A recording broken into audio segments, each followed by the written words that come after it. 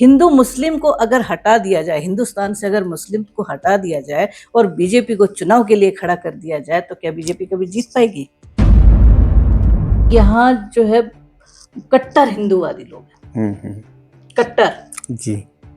कोई दूसरी कास्ट नहीं है इस एरिया में। मतलब मुद्दे कोई मायने नहीं रखते उनके सामने, कोई मायने नहीं रखते, मुद्दे गौण हो जाते हैं हिंदू मुस्लिम के सामने। आज हिंदू मुस्लिम है, आज हिंदू मुस्लिम थोड़ा सा अगर समझने लगे हैं तो कल स्वर्ण दलित आ जाएगा।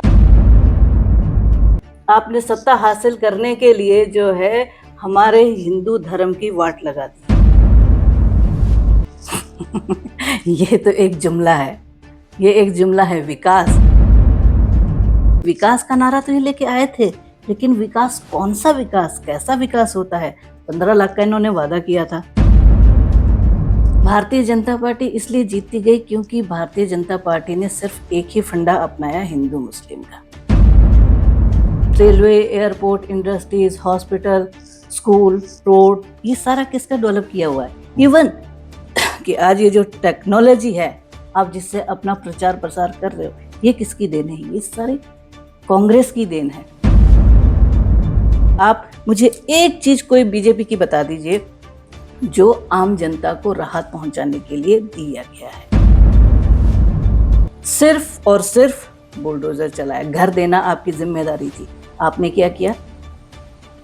लोगों के घरों पे बुलडोजर चलाया। हिंदुस्तान की जनता बहुत भोली है।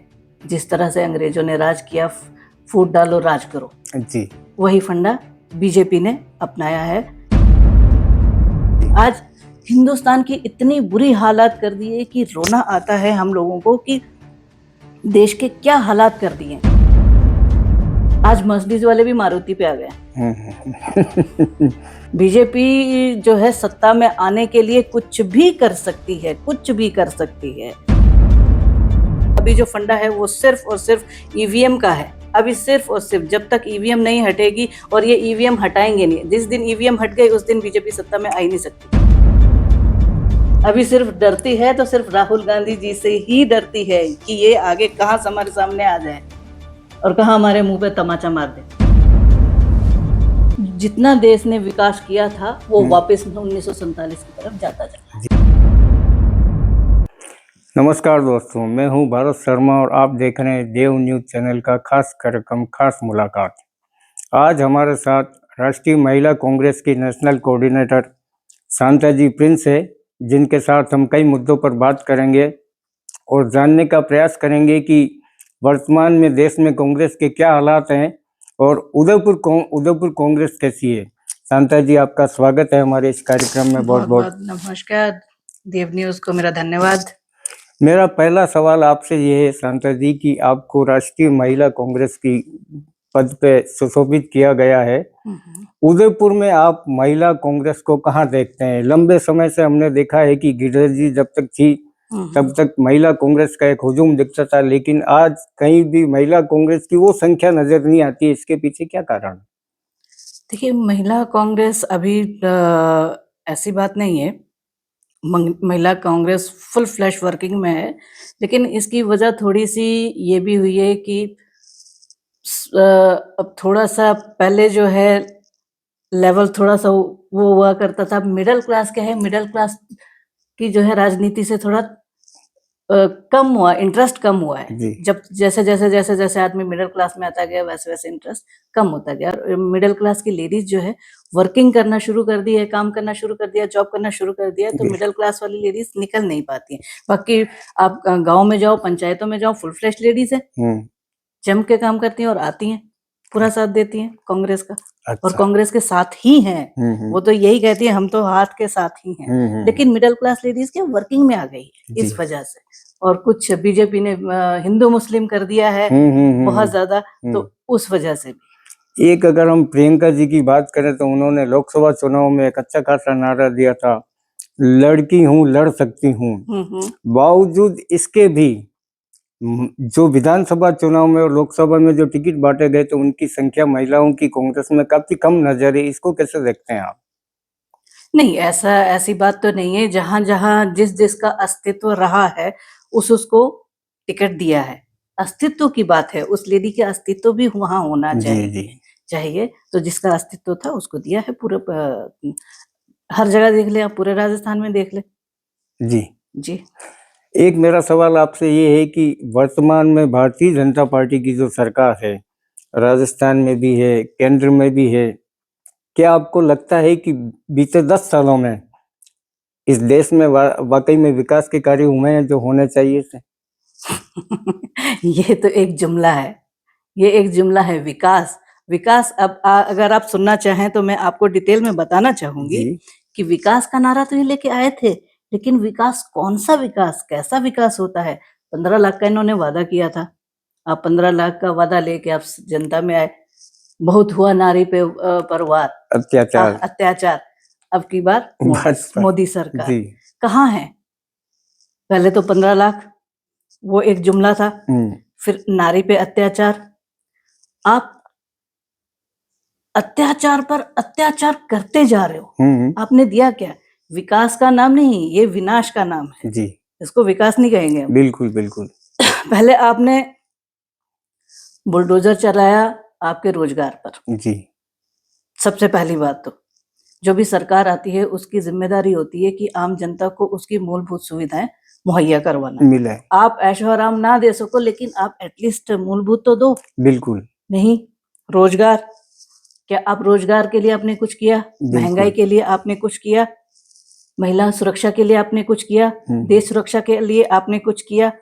आपका जो इंफ्रास्ट्रक्चर है आपने कोई वो डेवलप किया? Railway, airport, industries, hospital, school, road, ये सारा किसका डेवलप किया हुआ है? इवन कि आज ये जो टेक्नोलॉजी है आप जिससे अपना प्रचार प्रसार कर रहे हो, ये किसकी देन है? ये सारी कांग्रेस की देन है। आप मुझे एक चीज कोई बीजेपी की बता दीजिए जो आम जनता को राहत पहुंचाने के लिए दिया गया है। नहीं, सिर्फ और सिर्फ बुलडोजर चलाया। घर देना आपकी जिम्मेदारी थी, आपने क्या किया? लोगों के घरों पे बुलडोजर चला दिया। जी ठीक है, मकान देना सरकार की बिल्कुल जिम्मेदारी बिल्कुल है। बिल्कुल। ठीक है, आपने किस पे? व्यापार पे आपने बुलडोजर चलाया। लेकिन मिडिल क्लास गई, जी जी जी मिडिल क्लास गई पूरी। उसके बाद आप लोअर क्लास में भी देख लो, मिडिल क्लास में भी देख लीजिए। सिर्फ आप जो राजनीति का है इन्होंने व्यवसायीकरण कर दिया है। पहले जी। राजनीति एक देश सेवा हुआ करता था, अब क्या है? अब व्यवसायीकरण कर दिया है। लेकिन शांता जी, बावजूद इसके भी लगातार हम देख रहे हैं कि 2014 के बाद प्रदेश दर प्रदेश कांग्रेस हारती गई, भारतीय जनता पार्टी जीतती गई और आज भी ये सिलसिला कायम है। भारतीय जनता पार्टी इसलिए जीतती गई क्योंकि भारतीय जनता पार्टी ने सिर्फ एक ही फंडा अपनाया, हिंदू मुस्लिम का। और हिंदुस्तान की जनता बहुत भोली है। जिस तरह से अंग्रेजों ने राज किया, फूट डालो राज करो, जी वही फंडा बीजेपी ने अपनाया है कि फूट डालो और राज करो। हिंदू मुस्लिम का, हिंदू मुस्लिम को अगर हटा दिया जाए, हिंदुस्तान से अगर मुस्लिम को हटा दिया जाए और बीजेपी को चुनाव के लिए खड़ा कर दिया जाए तो क्या बीजेपी कभी जीत पाएगी? अब बताइए। जी जी सिर्फ हिंदू मुस्लिम, सिर्फ हिंदू मुस्लिम। आप काम के नाम पे आप कभी नहीं जीत सकते। आप वोट मांगते हो तो आप हिंदू मुस्लिम के नाम से क्यों वोट मांगते हो? आप सत्ता में हो, पूरी सत्ता आपके पास है, आप काम के नाम पे वोट मांगिए। आप हिंदू मुस्लिम के नाम से क्यों वोट मांगते हो? जी आज हिंदुस्तान की इतनी बुरी हालात कर दी है कि रोना आता है हम लोगों को कि देश के क्या हालात कर दिए, क्या हालात कर दिए। आदमी जो है आज रोजगार उसके पास इतनी बुरी हालत है कि सुबह से लेकर शाम तक वो काम पे जाता है तो अपने के लिए इतना कमाता पाता है कि वो शाम के वक्त मजदूर बना दिया है, मजदूर बना दिया। बिल्कुल। और 2014 तक जो व्यापारियों को व्यापार करने का आनंद था वो सारा खत्म हो गया है। 2014 तक एक आम मैकेनिक, छोटा आदमी भी, मजदूर आदमी भी अपने परिवार को जो है गाड़ी में घुमाने लगा था। बिल्कुल। नैनो गाड़ी आपने सुनी होगी, उस वक्त आई थी, उसका जो है उसी वक्त अपने परिवार को जो है वो घुमाने लगा था, गाड़ी में घुमाने लगा था, ऐशो आराम। मूलभूत सुविधाएं तो सुविधाओं से हम बहुत ऊपर, 1 लाख रुपए की कार थी नैनो। तो आप बताइए आज क्या है? जी आज मर्सिडीज वाले भी मारुति पे आ गए। ये नहीं, इसके बावजूद में मैं तो मैडम एक चीज कहूंगा कि राहुल जी को क्या लोगों ने स्वीकार नहीं किया या उनकी बातें लोगों तक पहुंची नहीं कि कांग्रेस लगातार चुनाव दर चुनाव हार ही रही है? नहीं, देखिए, राहुल जी को जनता स्वीकार कर रही है। इसमें 2 पॉइंट हैं, एक तो ईवीएम है और दूसरा है हिंदू मुस्लिम। जी। हिंदू मुस्लिम बीजेपी जो है सत्ता में आने के लिए कुछ भी कर सकती है, कुछ भी कर सकती है। आप ये देखिए, बिहार में इन्होंने 65 लाख वोट काट दिए थे उस वक्त। हम्म। जहां जहां चुनाव होता है, जहां जहां चुनाव होता है, वहां कोई नया फंडा होता है। ये जहां तो जहां अभी चुनाव होता है, राजस्थान में भी एसआईआर का काम हुआ है, तो क्या लगता है आपको? एसआईआर में आप देखिए, एसआईआर में कितने वोट कटे हैं। जितने वोटों के अंतर से जहां जहां कई जगह हमने देखे हैं एमएलए जीता है, उतने ही वोट तो कट गए। तो क्या कहते हैं आप उसको? बिल्कुल। अब बंगाल में जैसे चुनाव आ रहा है, बंगाल में चुनाव करीब करीब नजदीक ही आने वाले हैं, क्या लगता है आपको वहां पर भी यही सारे गेम खेले जाएंगे भाजपा बंगाल में द्वारा? फिर हिंदू मुस्लिम जो झंडा पंगा स्टार्ट हो गया है। हिंदू मुस्लिम कर रही है बंगाल में। उनको लग रहा है कि अभी हमें चुनाव जीतना है, चुनाव जीतना है, तो अब इनका फोकस बंगाल पे है। अरे बंगाल में हिंदुओं को मारा गया, हिंदुओं को मारा। अरे बंगाल में हिंदुओं को मारा गया, पहले तुम यहाँ तो देखो, हिंदुस्तान में तुम लोगों ने कितने हिंदुओं को मार दिया। क्या वो हिंदू नहीं थे? दिल्ली में आपने देखा, अभी अभी झंडे वाला में बुलडोजर चलाया है, और किस वहां 1400 साल पुराना मंदिर था वो। वहां से जब लोग गुजरते हैं ना, तो कोई यूं किए बिना नहीं गुजरता था। वो आस्था का सवाल था, और वहां के लिए लोग टूट पड़ते थे। जो वहां नवरात्रों में दुर्गा का मंदिर है वो, बिल्कुल। मैं खुद भी जॉब किया करती थी दिल्ली में, मैंने जॉब किया है। तो मैं वहां से जब गुजरती थी तो जय माता दी करके हम लोग गुजरते थे वहां से। और वजह क्या है? सिर्फ आरएसएस को वहां पार्किंग चाहिए था। क्या वो हिंदू नहीं थे? आप हिंदू मुस्लिम पे, एक तो आप हिंदू मुस्लिम पे सत्ता पे आए हो, और उन्हीं हिंदुओं पे आप अत्याचार कर रहे हो। आपने सत्ता हासिल करने के लिए जो है हमारे हिंदू धर्म की वाट लगा दी है। आप हिंदू रक्षा के लिए आए हो और हिंदुओं को ही तबाह कर रहे हो। आपने देखा होगा उसमें हनुमान मंदिर उन्होंने कैसे घसीटा। हनुमान जी की जो मूर्ति थी, उसके यहाँ गले में इन्होंने रस्सी डाल के और ऐसे घसीटते हैं जैसे किसी सांड को घसीट रहे हो। ये कौन सा तरीका है? लेकिन मैडम, बावजूद इसके भी, चाहे भाजपा कुछ भी कर रहे, कांग्रेस मजबूती से उभर क्यों नहीं पा रही है? नहीं, कांग्रेस देखिए मजबूत है। कांग्रेस आप अपने आप में मजबूत है। अभी जो फंडा है वो सिर्फ और सिर्फ ईवीएम का है। अभी सिर्फ और सिर्फ जब तक ईवीएम नहीं हटेगी, और ये ईवीएम हटाएंगे नहीं, जिस दिन ईवीएम हट गई उस दिन बीजेपी सत्ता में आ ही नहीं सकती। मतलब बैलेट पेपर से होना चाहिए बिल्कुल बिल्कुल। जिसने ये टेक्नोलॉजी डेवलप की है, जब वही कंट्री इसको एक्सेप्ट नहीं कर रहे हो, तो आप क्यों एक्सेप्ट कर रहे हो? आप क्यों एक्सेप्ट कर रहे हो? जी, हटाना चाहिए जी। राजस्थान में मैडम मुझे याद आया कि अशोक गहलोत जी जब मुख्यमंत्री थे, सचिन पायलट जी थे प्रदेश अध्यक्ष, उनकी सारी ऐसी कई योजनाएं थी जो जन कल्याणकारी थी, लोगों के हित की थी। बावजूद इसके भी राजस्थान में भी कांग्रेस हार गई। इसके पीछे क्या मानती हैं आप? फंडा एक ही है। आप चाहे इसको ये बोलो कि आप ईवीएम को दोष दे रहे हैं, ईवीएम है ये, और ये अत्याचार बीजेपी जनता पे इसलिए करती है क्योंकि उन जनता के वोटों से कोई लेना देना ही नहीं है। इनको तो जीतना है, तो इनके पास तो ईवीएम है। ये जनता की राहत के लिए तो तब काम करेंगे ना जब इनको जनता की वोटों की जरूरत हो। इनको जरूरत ही नहीं है, इनके पास ईवीएम है। तो कांग्रेस ऐसा अभियान क्यों नहीं चलाती है कि ईवीएम बंद हो? कांग्रेस चला रही है। क्यों नहीं चला रही है? कांग्रेस चला रही है। कांग्रेस ने इस पे ऑब्जेक्शन किया है, और हमेशा किया है, और सोशल मीडिया पे भी किया है, लोकसभा में भी किया है कि ईवीएम। आपने कल परसों ही देखा होगा, समाजवादी पार्टी के सांसद महोदय जी ने इस पे ऑब्जेक्शन किया था। बिल्कुल बिल्कुल। अखिलेश यादव ने भी किया है। अखिलेश यादव जी ने इसका ऑब्जेक्शन किया है। सभी कर रहे हैं जी। और विपक्षी पार्टियां सारी कर रही हैं। सिर्फ एक ही पार्टी नहीं कर रही है, और वो बीजेपी है, नहीं कर रही है जी। आप शांता जी, उदयपुर में भी लंबे समय से आप निवास रहते हैं, यहाँ रह रही है। लंबे समय से उदयपुर में भी हमने देखा है कि कांग्रेस चुनावों में नहीं जीत पाई है, और विकास के दावे हमेशा भारतीय जनता पार्टी ने उदयपुर में भी किए हैं। उदयपुर में आपको ऐसा विकास दिखता है? उदयपुर में भारतीय जनता पार्टी जो है वो सिर्फ शहर में नहीं, कांग्रेस जो है शहर में नहीं जीत पा रही है। बाकी आप पंचायतों में देखो, पंचायतों में ज्यादातर ग्रामीण जो हमारे एरिया है ये उसमें पहले से हुआ है। करता था हाँ, शांता पहले जी, पहले आज पहले तो तो सच ये है कि पंचायतों में भी भाजपा का राज है। बस ये जनता की भावनाओं से खेल रहे हैं अभी। हम्म। अभी आप हिंदू मुस्लिम करके अब जनता की भावनाओं से खेल रहे हैं और जनता जो है उसी तरफ जा रही है। अरे तो भाई इससे तो कैसे हमारे पार पाया जाए अब हिंदू मुस्लिम से? ये सिर्फ और सिर्फ जिम्मेदारी ये कांग्रेस की ही नहीं है, ये जिम्मेदारी जनता की भी है कि आपके साथ जो खेल खेला जा रहा है वो आपको मोहरा बनाया जा रहा है सत्ता हासिल करने के लिए। आप इसको समझिए और वो हम्म। हम जनता को समझाने की कोशिश कर रहे हैं और हम्म। जनता समझ भी चुकी है, जनता भी समझ चुकी है और धीरे हम्म। धीरे आने वाले वक्त में देखिए आप जरूर होगा, ये 100% होगा। जनता पूरी समझ चुकी है, बस सिर्फ एक अड़ंगा बीच में है, वो है ईवीएम। ईवीएम तो मैं एक अगर आपसे पूछूं कि प्रियंका जी को अब कांग्रेस का नेतृत्व सौंपने की एक दबी जुबान में कहो चाहे खुल के कहो, एक आवाज अब सामने आई है कि प्रियंका जी को जो है ये कमान सौंप देनी चाहिए, राहुल जी को पीछे रखना चाहिए, इसको कैसे देखती हैं आप? देखिए, अगर नारी शक्ति के रूप में देखिए तो प्रियंका जी को हम इंदिरा गांधी जी के रूप में देखते हैं। जी।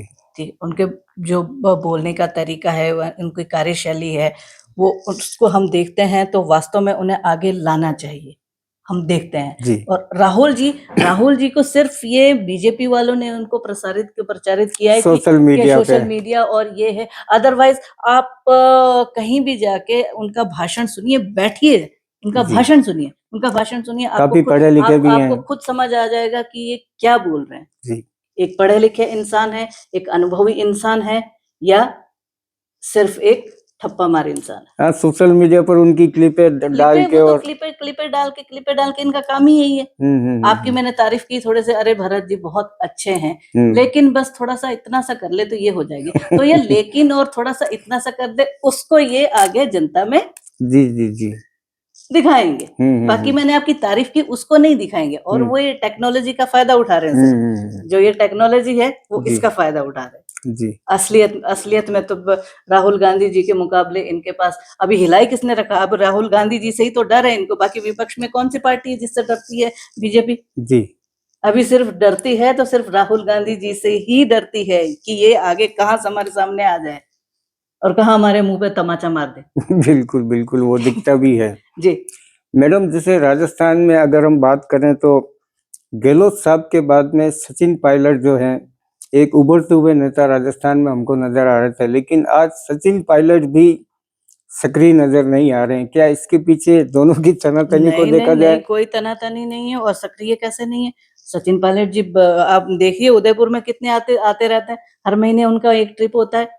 और स्टेट लेवल पे भी, नेशनल लेवल पे भी राष्ट्रीय महासचिव हैं, तो अभी स्टेट्स में जा रहे हैं, अपनी जिम्मेदारी पूरी निभा रहे हैं। ऐसा ये तो बिल्कुल गलत है कि सचिन पायलट जी थोड़ा सा वो हो गए। बिल्कुल भी नहीं, बिल्कुल भी नहीं। आप दिल्ली जाइए, देखिए उनकी वर्किंग फुल फ्लैश वर्किंग में है। जी, और जी, आगे भविष्य को देख के काम कर रहे हैं पूरा। और अशोक गहलोत जी भी कर रहे हैं। उदयपुर में शांता जी, आपको वर्तमान में कौन सी ऐसी महिला कांग्रेस नजर आती जिसको उदयपुर कांग्रेस की कमान सौंपी जाए और ये उम्मीद की जाए कि उदयपुर में कांग्रेस वापस उसी लेवल पे जिंदा हो जैसी पहले थी? ये देखिए, ये तो शीर्ष नेतृत्व को सोचना है, ये हमें नहीं सोचना है। हम तो कार्यकर्ता हैं, हमें तो जो काम दिया है हम तो वो करेंगे। ये शीर्ष नेतृत्व की जिम्मेदारी है, ये नेतृत्व को सोचना है, वो करें। अब जैसे उदयपुर में आप लंबे समय से हैं, तो मैं एक सवाल आपसे पूछूंगा जो मुझे जायज भी लगता है कि उदयपुर नगर निगम में बीते 30 सालों से भारतीय जनता पार्टी का लगातार बोर्ड बनता आ रहा है और अब अगर देखें तो महीने 2 महीने 4 महीने में निगम के वापस चुनाव करीब सिर पे आ गए हैं। क्या लगता है आपको कि इस बार उदयपुर नगर निगम में कांग्रेस का बोर्ड बन सकता है और कांग्रेस ऐसे प्रयास करेगी? कांग्रेस तो प्रयास हमेशा ही करती रही है, अभी भी कर रही है और आगे भी करती रहेगी। लेकिन यहाँ सिर्फ परेशानी बस सिर्फ हिंदू मुस्लिम भावनाओं से खेलना आ जाता है। लेकिन वार्ड स्तर पे मैडम का हिंदू मुस्लिम वार्ड स्तर पे तो आप जहाँ मैं अभी बैठी हूँ जी, ये वार्ड मेरा जो है 30 सालों से यहाँ कांग्रेस नहीं जीत पाई है। वजह यह है कि यहाँ जो है कट्टर हिंदूवादी लोग हैं, कट्टर। जी, कोई दूसरी कास्ट नहीं है इस एरिया में। मतलब मुद्दे कोई मायने नहीं रखते उनके मुद्दे सामने। कोई मायने नहीं रखते, मुद्दे गौण हो जाते हैं हिंदू मुस्लिम के सामने। आज हिंदू मुस्लिम है, आज हिंदू मुस्लिम थोड़ा सा अगर समझने लगे हैं तो कल स्वर्ण दलित आ जाएगा। अभी आप देखिए कि शुरू हो गया स्वर्ण दलित का वाला भी सिस्टम शुरू हो गया, क्योंकि ये थोड़ा सा गौण होता जा रहा है इनका, तो स्वर्ण दलित पे आ गए। तो ये जनता को समझना है, और मेरी जनता से ये गुजारिश भी है कि आप इस बात को समझिए, और आने वाली भविष्य हमारे भविष्य है, भविष्य के लिए ये बहुत जरूरी है इस बात को समझना। अदरवाइज हमारे देश का भविष्य गर्त में है। जी गर्त में है। जो हमारे देश में अमन चैन सुकून था वो खत्म होता जा रहा है, और जितना देश ने विकास किया था वो वापस 1947 की तरफ जाता जा रहा है। जी मैडम, एक अगर मैं आपसे सवाल करूं तो जैसे उदयपुर में कई ऐसे कांग्रेस के कद्दावर नेता रहे हैं, उनकी एक सच्चाई ये जो है हम देखते हैं कि जैसे सुखाड़िया जी का परिवार है, तो उनके परिवार से कुछ समय तक कुछ लोग सक्रिय रहे राजनीति में। गिरिजा जी का परिवार है, उनके परिवार में भी उनके भाई साहब वगैरह गोप जी को हमने देखा सक्रिय, लेकिन आज जो ये उनके बाद जो सिलसिला चालू रहना चाहिए था वो नजर नहीं आ रहा है। इसको कैसे देखती हैं आप? अब देखिए, वो उस वक्त थे, अब मैंने तो देखिए उनको देखा नहीं, मैंने तो पढ़ा ही है। तो राजा होने का मतलब ये नहीं है कि उसके आगे वाली पीढ़ी भी राजा बन जाए, ये उनके कर्मों पे डिपेंड करता है। बिल्कुल, ये उनके कर्मों पे डिपेंड करता है कि आप अगर कर्म करोगे, और कर्म भी और दूसरी बात किस्मत भी। राजा एक बनता है, उसका पूरा परिवार राजा नहीं बनता है। पीढ़ी में राजा एक बना, जरूरी थोड़ी है कि सारे राजा बन जाए। आप कर्म और किस्मत दोनों साथ चलते हैं। ठीक है, गिरजा जी की किस्मत में था तो गिरजा जी ने कर्म भी किए और वो गई। आगे परिवार कर्म करेगा, किस्मत में होगा तो जरूर मिलेगा। सुखाड़िया जी के परिवार में सुखाड़िया जी की किस्मत लिखा के लाए थे वो, उन्होंने कर्म भी किए, उन्होंने किया। आगे परिवार में किसी की किस्मत में नहीं होगा तो उनके कर्म वहां फिर। मैं विश्वास करती हूँ, कर्मों पे भी विश्वास करती हूँ और किस्मत पे भी विश्वास करती हूँ। समय बहुत बलवान है और किस्मत भी। वैसे तो मैडम आपको एक अच्छा पद मिला है कांग्रेस में अभी, और आप उदयपुर के कांग्रेसी नेताओं से भी काफी वाकिफ हैं। फिर भी मैं आपसे एक सवाल करना चाहूंगा कि अगर आज चुनाव होते हैं तो उदयपुर में कांग्रेस का ऐसा कौन सा चेहरा होगा जो उभर के सामने आएगा और जिसको दावेदारी दी जा सकती है, यहाँ से टिकट मिल सकता है? देखिए, ये सारा हम नहीं कह सकते, ये शीर्ष नेतृत्व की जिम्मेदारी है, वो देखें इस काम को। ये हमें तो उसके साथ काम करना है जिसको टिकट दे दिया जाएगा, हमें उसके साथ काम करना है, उनके साथ जुड़ा रहना और काम हम पार्टी के लिए काम कर रहे हैं, पार्टी जिसको जिम्मेदारी देगी हम तो उसके साथ काम करेंगे। अब मैं आपसे एक आखिरी सवाल पूछना चाहूंगा मैडम कि उदयपुर कांग्रेस को आप ऐसा क्या संदेश देना चाहती है कार्यकर्ताओं को, जो मतदाता हैं उनको, कि कांग्रेस कैसे उभर के सामने आए और कैसे मजबूत हो कांग्रेस, इसको लेके क्या प्रयास होने चाहिए? कांग्रेस के लिए तो देखिए, संगठन जो है उदयपुर का, संगठन के लिए तो देखिए, संगठन संदेश तो हमें जो ऊपर से मिलेगा हम वही का आगे करेंगे। बाकी मतदाताओं से मेरी गुजारिश है कि बीजेपी की जो नीतियां हैं उनको समझें कि वो आपको किस तरह से इस्तेमाल कर रहे हैं और हमारे देश को किस तरफ ले जा रहे हैं। तो इन नीतियों को समझ के आप आगे आइए। हमारे अब ये एक विचारधारा ने हमें गुलाम बना लिया है, आप इस गुलामी से बाहर आइए जी, और हम साथ खड़े हैं, जनता की आवाज बन के हम साथ खड़े हैं। आप साथ आइए, इस गुलामी के लिए हमें अब दूसरी क्रांति लानी होगी। ऐसा हमारे हिंदुस्तान में हालात बन गए हैं, बन गए हैं। जो लड़ाई हमने 1947 में लड़ी है वो लड़ाई हमें इस गुलामी से बाहर आने के लिए लड़नी पड़ेगी, वरना हमारे देश का भविष्य बहुत भयानक है, हमारे आने वाली पीढ़ियों के लिए बहुत बड़ी मुसीबत है। एक आखिरी सवाल, युवा पीढ़ी को आप क्या संदेश देना चाहती हैं जो वर्तमान में नए मतदाता आते हैं देश के अंदर हमारे यहाँ पर, उनको क्या मैसेज करना चाहती हैं आप?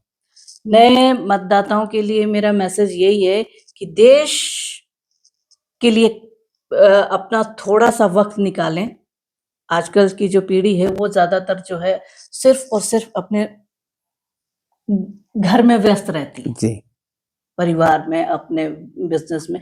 थोड़ा सा वक्त जो है वो देश के लिए निकालें कि देश में क्या चल रहा है, क्या गतिविधियां हैं और हमें कहाँ खड़े होना होगा, तो वहाँ युवा पीढ़ी को खड़े होना होगा और राष्ट्रभक्ति की भावना हमें उनके दिल में जगानी होगी। जब राष्ट्रभक्ति की भावना उनके दिल में होगी तो वो देश के लिए काम करेंगे और अगर युवा पीढ़ी जाग जाती है तो हमारा देश हर तरह से सुरक्षित है। बिल्कुल जी। शांता जी, आपने आज हमें समय दिया, इसके लिए आपका बहुत बहुत आभार और धन्यवाद। आपने मुझे ये मान सम्मान दिया उसके लिए बहुत बहुत धन्यवाद और हमेशा ही जनता की सेवा में हाजिर हूँ और हमेशा ही हाजिर रहूंगी। तो ये थे हमारे साथ शांता जी प्रिंस, और हम कोशिश करेंगे कि अगली मुलाकात आपकी फिर किसी खास मेहमान से कराएं। तब तक के लिए दीजिए इजाजत। भारत शर्मा को, और देखते रहिए देव न्यूज़।